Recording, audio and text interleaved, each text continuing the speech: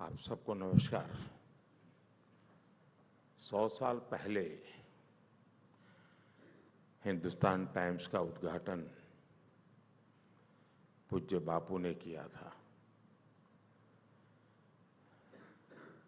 वे गुजराती भाषी थे और 100 साल के बाद एक दूसरे गुजराती को आपने बुला लिया।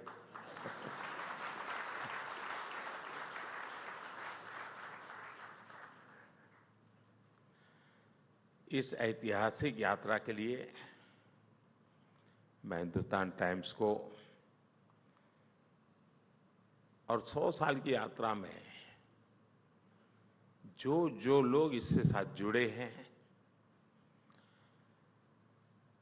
जिन जिन लोगों ने खाद पानी का काम किया है, संघर्ष किया है, संकट झेले हैं, लेकिन टिके रहे हैं, वे सब आज बधाई के पात्र हैं, अभिनंदन के अधिकारी हैं। मैं आप सबको 100 साल की यात्रा बहुत बड़ी होती है। आप सब इस अभिनंदन के हकदार हैं और मेरी तरफ से भविष्य के लिए भी आपको अनेक अनेक शुभकामनाएं हैं। अभी जब मैं आया तो फैमिली के लोगों से मिलना तो हुआ ही हुआ, लेकिन मुझे 100 साल की यात्रा एक शानदार एग्जीबिशन देखने का अवसर मिला। मैं भी आप सबको कहूँगा, अगर समय है तो कुछ समय वहाँ बिता करके ही जाना। ये सिर्फ एक एग्जीबिशन नहीं है, मैं कहता हूँ ये एक एक्सपीरियंस है। ऐसा लगा जैसे 100 साल का इतिहास आंखों के सामने से गुजर गया। मैंने उस दिन के अखबार देखे जो देश की स्वतंत्रता और संविधान लागू होने के दिन छपे थे। एक से बढ़कर एक दिग्गज महानुभाव हिंदुस्तान टाइम्स के लिए लिखा करते थे। Martin Luther King, Netaji Subhash Babu, doctor Shyama Prasad Mukherjee, Atal Bihari Vajpayee, doctor MS Swaminathan, इनके लेखों ने आपके अखबार को 4 चांद लगा दिए। वाकई हम बहुत लंबी यात्रा करके यहां तक पहुंचे हैं। स्वतंत्रता की लड़ाई लड़ने से लेकर आजादी के बाद आशाओं के अथाह समंदर की लहरों पर सवार होकर हम आगे बढ़े हैं। ये यात्रा अपने आप में अभूतपूर्व है, अद्भुत है। मैंने आपके अखबार की खबर में उस उत्साह को महसूस किया जो अक्टूबर 1947 में कश्मीर के विलय के बाद हर देशवासी में था। हालांकि उस पल मुझे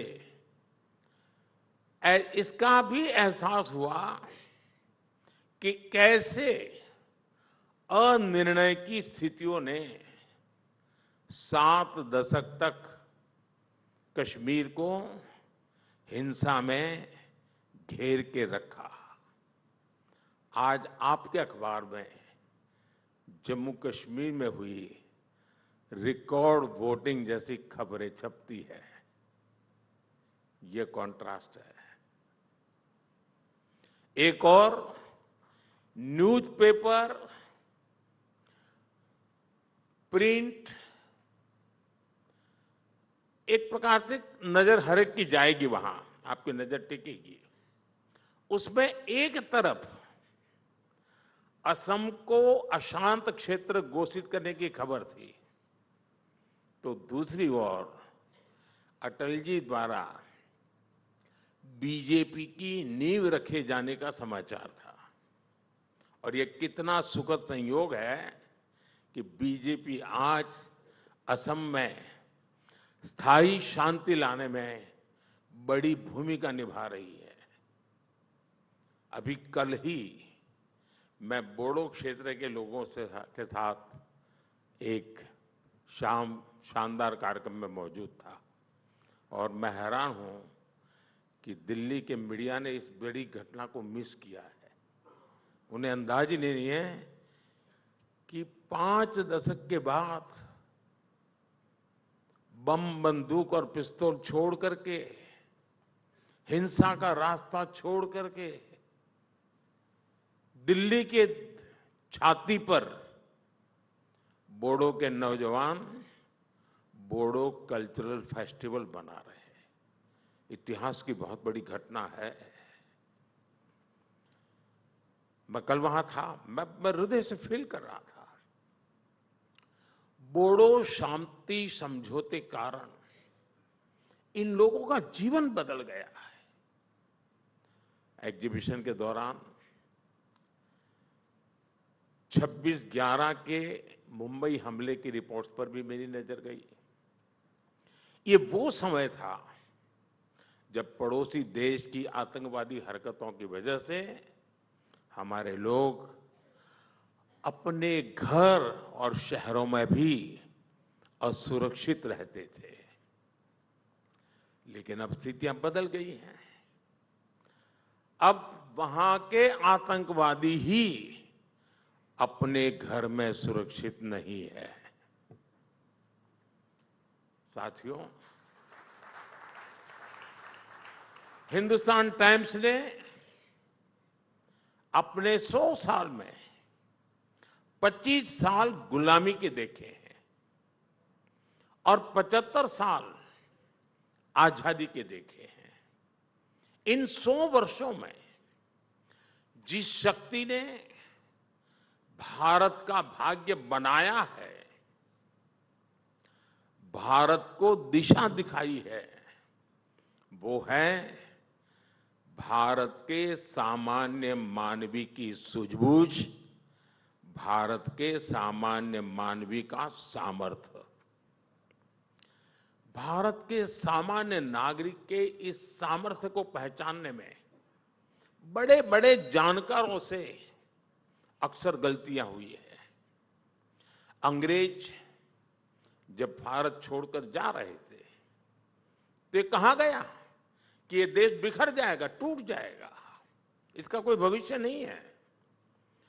जब इमरजेंसी लगी तो कुछ लोगों ने मान लिया था कि अब तो इमरजेंसी हमेशा ही लगी रहेगी, अब लोकतंत्र गया। कुछ लोगों ने, कुछ संस्थानों ने इमरजेंसी थोपने वालों की ही शरण ले ली थी। लेकिन तब भी भारत का नागरिक उठ खड़ा हुआ और इमरजेंसी को उखाड़ फेंकने में बहुत ज्यादा समय नहीं लगा। आप याद कीजिए, जब कोरोना का मुश्किल समय आया तो दुनिया को लगता था कि भारत पूरे विश्व समुदाय के लिए बहुत बड़ा बोझ बन जाएगा। लेकिन भारत के नागरिकों ने कोरोना के खिलाफ एक मजबूत लड़ाई लड़कर के दिखाई। साथियों, आपको 90 के दशक का वो दौर भी याद होगा जब भारत में 10 साल में 5 चुनाव हुए थे। इतने बड़े देश में 10 साल में 5 चुनाव, देश में कितनी अस्थिरता थी। जानकारों ने, अखबारों में लिखने वालों ने भविष्यवाणी कर दी थी कि अब भारत को ऐसे ही गुजारा करना है, हिंदुस्तान में सब ऐसे ही चलने वाला है। लेकिन भारत के नागरिकों ने फिर से ऐसे जानकारों को गलत सिद्ध किया आज दुनिया में चारों तरफ अनसर्टेनिटी की, इंस्टेबिलिटी की चर्चा भी है और दिखता भी है। दुनिया के अनेक देश ऐसे हैं जहां पर हर चुनाव में सरकारें बदल रही है। वहीं भारत में लोगों ने तीसरी बार हमारी सरकार को चुना है। साथियों,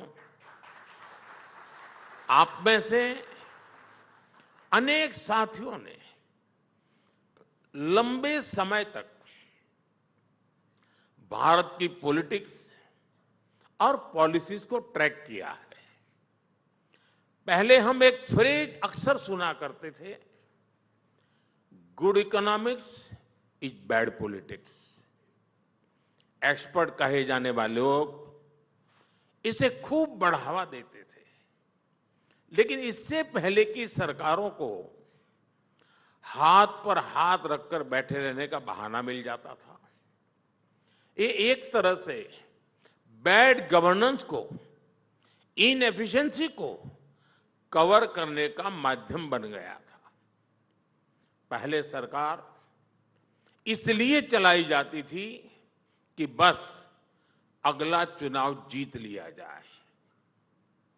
चुनाव जीतने के लिए एक वोट बैंक बनाया जाता था और फिर उस वोट बैंक को खुश करने के लिए योजनाएं बनती थी।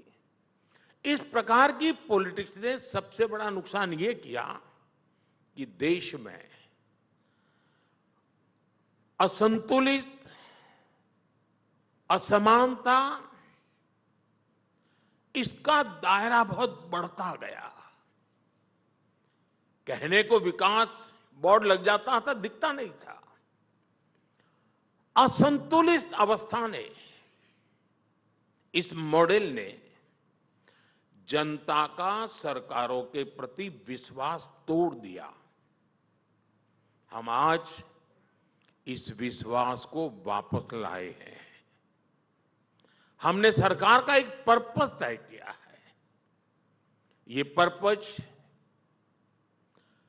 वोट बैंक वाली जो पॉलिटिक्स होती है ना, उससे हजारों मील दूर है। हमारी सरकार का पर्पस, उसका उद्देश्य एक बड़ा है, विराट है, व्यापक है। हम progress of the people, progress by the people, progress for the people के मंत्र को लेकर चल रहे हैं। हमारा उद्देश्य नया भारत बनाने का है, भारत को विकसित बनाने का है। और जब हम इस विराट लक्ष्य को लेकर निकल पड़े हैं, तो भारत की जनता ने भी हमें अपने विश्वास की पूंजी सौंपी है। आप कल्पना कर सकते हैं, सोशल मीडिया के इस जमाने में मिस इन्फॉर्मेशन, डिस इन्फॉर्मेशन, सब कुछ चारों तरफ अपने पैर जमा करके बैठा है। इतने सारे अखबार हैं, इतने सारे चैनल्स हैं। उस दौर में भारत के नागरिक का विश्वास हम पर है, हमारी सरकार पर है। साथियों, जब जनता का विश्वास बढ़ता है, आत्मविश्वास बढ़ता है, तो देश के विकास पर एक अलग ही प्रभाव दिखता है। आप जानते हैं, पुरानी विकसित सभ्यताओं से लेकर आज के विकसित देशों तक एक चीज हमेशा से कॉमन रही है। ये कॉमन चीज है रिस्क टेकिंग का कल्चर। एक समय था जब हमारा देश पूरे विश्व के कॉमर्स और कल्चर का हॉटस्पॉट था। हमारे मर्चेंट्स और सेलर्स एक तरफ साउथ ईस्ट एशिया के साथ काम कर रहे थे, तो दूसरी ओर अरब, अफ्रीका और रोमन एम्पायर से भी उनका गहरा नाता जुड़ता था। उस समय के लोगों ने रिस्क लिया और इसलिए भारत के प्रोडक्ट्स और सर्विसेज सागर के दूसरे छोर तक पहुंच पाए। आजादी के बाद हमें रिस्क टेकिंग के इस कल्चर को और आगे बढ़ाना था, लेकिन आजादी के बाद की सरकारों ने तब के नागरिकों को वो हौसला ही नहीं दिया। इसका परिणाम यह हुआ कि कई पीढ़ियां एक कदम आगे बढ़ाने और 2 कदम पीछे खींचने में ही गुजर गई। अब बीते 10 सालों में देश में जो परिवर्तन आए हैं, उन्होंने भारत के नागरिकों में रिस्क टेकिंग कल्चर को फिर से नई ऊर्जा दी है। आज हमारा युवा हर क्षेत्र में रिस्क टेकर बनकर उभर रहा है। कभी एक कंपनी शुरू करना रिस्क माना जाता था। 10 साल पहले तक मुश्किल से किसी स्टार्टअप का नाम सुनते थे। आज देश में रजिस्टर्ड स्टार्टअप की संख्या 1.25 लाख से ज्यादा हो गई है। एक जमाना था कि खेलों में और खेलों को प्रोफेशन के रूप में अपनाने में भी रिस्क था, लेकिन आज हमारे छोटे शहरों के नौजवान भी ये रिस्क उठाकर दुनिया में देश का नाम रोशन कर रहे हैं। आप सेल्फ हेल्प ग्रुप से जुड़ी महिलाओं का भी उदाहरण लीजिए। आज देश में करीब 10 करोड़ लखपति दीदी बनी है। ये गांव-गांव में उद्यमी बनकर अपना कोई बिजनेस चला रही है। मुझे कुछ समय पहले एक ग्रामीण महिला से संवाद करने का अवसर आया। उस महिला ने मुझे बताया था कि कैसे उसने एक ट्रैक्टर खरीदा और अपनी कमाई से पूरे परिवार की आय बढ़ा दी। एक महिला ने एक रिस्क लिया और अपने पूरी परिवार का जीवन बदल डाला। जब देश के गरीब और मिडिल क्लास के लोग रिस्क लेना शुरू कर दें, तब बदलाव सही मायने में दिखने लगता है। यही हम भारत में आज होते देख रहे हैं। साथियों, आज भारत का समाज अभूतपूर्व एस्पिरेशन से भरा हुआ है। इन एस्पिरेशंस को हमने अपनी पॉलिसीज का बड़ा आधार बनाया है। हमारी सरकार ने देशवासियों को एक बहुत यूनिक कॉम्बिनेशन दिया है। ये कॉम्बो इन्वेस्टमेंट से एम्प्लॉयमेंट, डेवलपमेंट से डिग्निटी का है। हम विकास का ऐसा मॉडल लेकर चल रहे हैं जहां इन्वेस्टमेंट हो, इन्वेस्टमेंट से एम्प्लॉयमेंट जनरेट हो, डेवलपमेंट हो और वो डेवलपमेंट भारत के नागरिकों की डिग्निटी बढ़ाए, डिग्निटी सुनिश्चित करें। अब जैसे देश में टॉयलेट्स बनाने का एक एग्जाम्पल है। मैं छोटी चीजें इसलिए हाथ पकड़ रहा हूं कि कभी कभी हमें लगता है इसका कोई मूल्य ही नहीं है, लेकिन इसकी कितनी बड़ी ताकत होती है मैं आपको उदाहरण से बताना चाहता हूं। हमारे देश में हमने एक मिशन लिया टॉयलेट बनाने का। देश की बहुत बड़ी आबादी के लिए ये सुविधा के साथ साथ सिक्योरिटी और डिग्निटी का भी माध्यम है। इस योजना की जब बात होती है तो अक्सर कहा जाता है कि इतने करोड़ शौचालय बने, ठीक है, बन गए होंगे, लेकिन ये जो शौचालय बने हैं ना, उनको बनाने में ईंटें लगी हैं, लोहा लगा है, सीमेंट लगा है, काम करने वाले लोग हैं, और ये सारा सामान किसी दुकान से गया है, किसी इंडस्ट्री से बना है, किसी ने किसी ट्रांसपोर्टर्स ने किसी के घर तक पहुंचाया है।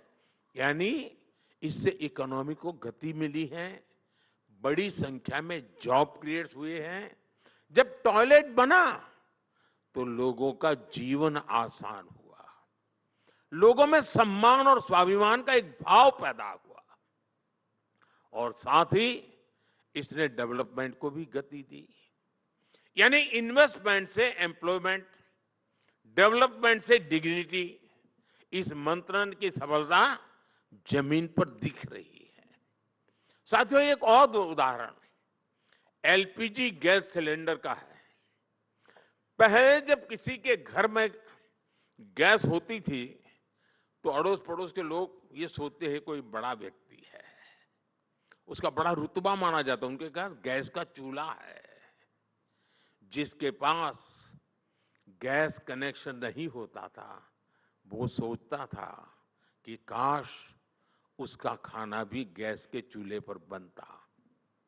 हालत ये थी कि गैस कनेक्शन के लिए सांसदों से, पार्लियामेंट मेंबर से चिट्ठियां लिखवानी पड़ती थी। ये और मैं 21वीं सदी की शुरू की बात कर रहा हूं, मैं ये कोई 18वीं शताब्दी की बात नहीं कर रहा हूं। 2014 से पहले सरकार डिबेट करती थी, और डिबेट क्या करती थी? डिबेट ये होती थी कि साल में 6 सिलेंडर देने हैं या फिर 9 सिलेंडर देने हैं, इस पर डिबेट होती थी।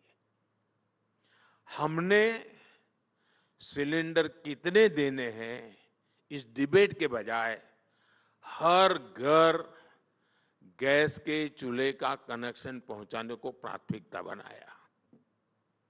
जितने गैस कनेक्शन आजादी के बाद के 70 साल में दिए गए, उससे ज्यादा हमने पिछले 10 साल में दिए। 2014 में देश में 14 करोड़ गैस कनेक्शन थे, आज 30 करोड़ से ज्यादा है। 10 साल में इतने कंज्यूमर बढ़ गए, लेकिन क्या आपने कभी सुना है कि गैस की किल्लत है? नहीं सुना है। हिंदुस्तान टाइम्स में छपा है? कभी नहीं छपा है। हुआ ही नहीं तो छपेगा कैसे? ये इसलिए नहीं सुनाई देता क्योंकि हमने एक सपोर्टिंग इंफ्रास्ट्रक्चर बनाया, उस पर इन्वेस्ट किया। हमने जगह जगह बॉटलिंग प्लांट लगाए, डिस्ट्रीब्यूशन सेंटर बनाए, बॉटलिंग से लेकर सिलेंडर की डिलीवरी तक, इससे हर जगह रोजगार का निर्माण हुआ। साथियों, मैं आपको ऐसे कितने ही उदाहरण दे सकता हूं। मोबाइल फोन का उदाहरण है, रुपे कार्ड का उदाहरण है। पहले डेबिट क्रेडिट कार्ड रखना कुछ लोगों को एक अलग गर्व महसूस करवाता था। जेब में से ऐसे निकालता था और लोग देते थे, और गरीब उसी कार्ड को देखकर सोचता था काश कभी मेरी जेब में भी। लेकिन रुपे कार्ड आया और आज मेरे देश के गरीब की जेब में भी क्रेडिट डेबिट कार्ड मौजूद है दोस्तों। और उसी पल वो उसको बराबरी महसूस करता है, उसका सेल्फ रिस्पेक्ट बढ़ जाता है। आज गरीब से गरीब ऑनलाइन ट्रांजैक्शन करता है। बड़े शॉपिंग मॉल में कोई महंगी कार से उतरकर भी वही यूपीआई इस्तेमाल करता है जो मेरे देश का रेहड़ी पटरी पर बैठा हुआ एक सामान्य इंसान भी उसी यूपीआई का उपयोग करता है। ये भी इन्वेस्टमेंट से एम्प्लॉयमेंट, डेवलपमेंट से डिग्निटी का बेहतरीन उदाहरण है। साथियों, भारत आज जिस ग्रोथ ट्रेजेक्टरी पर ही है, उसे समझने के लिए हमारी सरकार की एक और अप्रोच पर गौर करना जरूरी है। ये अप्रोच है spending big for the people. लेकिन साथ साथ दूसरा भी एक अप्रोच है save big for the people. हम ये कैसे कर रहे हैं, यह जानना शायद आपको दिलचस्प होगा। 2014 में हमारा यूनियन बजट 16 लाख करोड़ रुपए के आसपास था। आज ये बजट 48 लाख करोड़ रुपए का है। 2013-14 में हम कैपिटल एक्सपेंडिचर में करीब 2.25 लाख करोड़ रुपए खर्च करते थे, लेकिन आज का कैपिटल एक्सपेंडिचर 11 लाख करोड़ से ज्यादा है। ये 11 लाख करोड़ रुपए आज नए अस्पताल, नए स्कूल, सड़क, रेल, रिसर्च फैसिलिटी, ऐसे अनेक पब्लिक इंफ्रास्ट्रक्चर पर खर्च कर रहे हैं। पब्लिक पर खर्च बढ़ाने के साथ ही हम पब्लिक का पैसा भी बचा रहे हैं। मैं आपके सामने कुछ आंकड़े रख रहा हूं और मैं पक्का मानता हूं कि ये आंकड़े सुनकर के आपको लगेगा अच्छा ऐसा भी हो सकता है। अब जैसे direct benefit transfer, DBT, DBT से जो लीकेज रुकी है उससे देश के 3.5 लाख करोड़ रुपए बचे हैं। आयुष्मान भारत योजना के तहत मुफ्त इलाज से गरीबों के 1,10,000 करोड़ रुपए बचे हैं। जन औषधि केंद्रों में 80% डिस्काउंट पर मिल रही दवाइयों से नागरिकों के 30,000 करोड़ रुपए बचे हैं। स्टेंट और नी इम्प्लांट कीमतों को नियंत्रित करने से लोगों की हजारों करोड़ रुपए बचे हैं। उजाला स्कीम से लोगों को एलईडी बल्ब से बिजली बिल में 20,000 करोड़ रुपए की बचत हुई है। स्वच्छ भारत अभियान, स्वच्छ भारत मिशन के कारण बीमारियां कम हुई और इससे गांवों में हर परिवार के करीब 50,000 रुपए बचे हैं। यूनिसेफ का कहना है कि जिस परिवार के पास अपना टॉयलेट है उसके भी करीब 70,000 रुपए बचे हैं। साथियों, जिन 12 करोड़ लोगों के घर पहली बार नल से जल आया है, WHO ने उन पर भी एक स्टडी कराई है। अब साफ पानी मिलने से ऐसे परिवारों को हर साल 10,000 रुपये से ज्यादा की बचत हुई है। साथियों, 10 साल पहले किसी ने नहीं सोचा था कि भारत में इतना बड़ा बदलाव होगा। भारत की सफलता ने हमें और बड़ा सपना देखने और उसे पूरा करने की प्रेरणा दी है। आज एक उम्मीद है, एक सोच है कि ये सेंचुरी इंडिया की सेंचुरी होगी। लेकिन ऐसा करने के लिए और तेजी से काम करने के लिए हमें कई सारे प्रयास भी करने होंगे। हम उस दिशा में भी तेजी से काम कर रहे हैं। हमें हर सेक्टर में बेस करने के लिए आगे बढ़ना होगा। पूरे समाज की सोच बनानी होगी कि हमें बेस से कम कुछ भी स्वीकार नहीं करना है। हमने अपने प्रोसेस को ऐसा बनाना होगा कि भारत का स्टैंडर्ड वर्ल्ड क्लास कहा जाए। हमें ऐसे प्रोडक्ट्स बनाने होंगे कि भारत की चीजें दुनिया में वर्ल्ड क्लास कही जाए।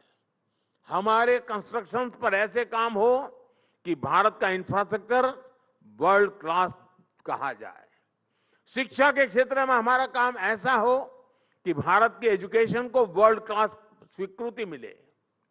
एंटरटेनमेंट के क्षेत्र में ऐसे काम हो कि हमारी फिल्मों और थिएटरों को दुनिया में वर्ल्ड क्लास कहा जाए।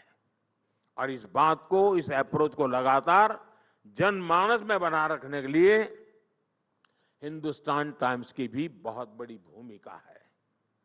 आपका 100 साल का अनुभव विकसित भारत की यात्रा में बहुत काम आएगा। साथियों, मुझे पूरा विश्वास है कि हम डेवलपमेंट की इस पेस को बरकरार रखेंगे। बहुत जल्द हम दुनिया की तीसरी सबसे बड़ी इकोनॉमी बनेंगे।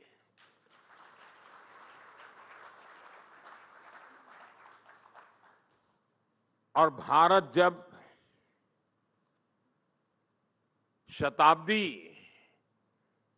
मनाएगा आजादी की, भारत की आजादी के 100 साल होंगे, तब आप भी करीब करीब 125 साल के हो जाएंगे और तब हिंदुस्तान टाइम्स लिखता होगा कि विकसित भारत का ये शानदार अखबार है। इस यात्रा के आप भी साक्षी बनेंगे। लेकिन जब मैं आपके बीच आया हूं तो कुछ काम भी आपको बताना चाहता हूं और ये भरत जी आपकी जिम्मेवारी रहेगी।